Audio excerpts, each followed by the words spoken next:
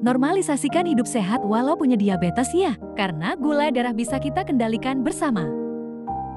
Diabetes bukanlah akhir dari perjalanan hidup yang sehat, ini adalah kondisi di mana kadar gula dalam darah meningkat karena tubuh kesulitan mengolah gula sebagai sumber energi. Namun, jangan khawatir, dengan pola makan yang baik, pengobatan yang teratur, dan pemeriksaan rutin, kita bisa tetap menjalani hidup yang aktif dan bertenaga. Mari kita belajar bersama tentang cara mengelola diabetes dan menjaga kesehatan kita agar terhindar dari komplikasi. Bersama, kita bisa.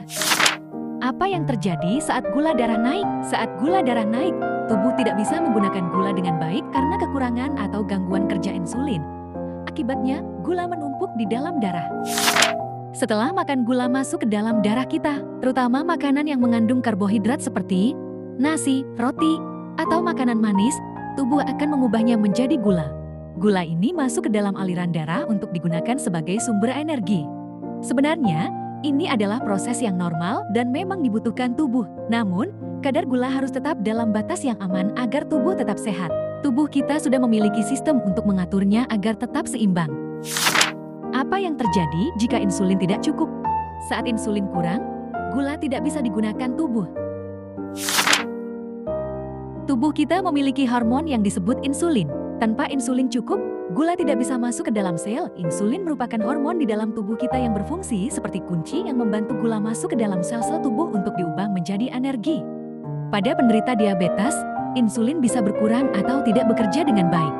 Akibatnya, gula tidak dapat masuk ke dalam sel dan justru menumpuk di dalam darah. Inilah yang menyebabkan kadar gula darah menjadi tinggi. Bagaimana gula merusak pembuluh darah? Kadar gula yang tinggi dalam waktu lama dapat merusak pembuluh darah di seluruh tubuh. Pembuluh darah yang seharusnya lentur dan halus menjadi menebal dan menyempit. Akibatnya, aliran darah menjadi tidak lancar. Ketika aliran darah terganggu, organ-organ penting seperti mata, ginjal, jantung, dan kaki tidak mendapatkan nutrisi yang cukup. Inilah awal terjadinya berbagai komplikasi diabetes. Gula darah tinggi terus-menerus bisa merusak tubuh kita. Jika tidak terkontrol, diabetes dapat menyebabkan gangguan penglihatan, penyakit jantung, stroke, kerusakan ginjal, dan luka pada kaki yang sulit sembuh. Karena itu penting sekali menjaga gula darah tetap stabil. Derajat luka diabetes. Luka kecil pada diabetes bisa jadi besar jika diabaikan.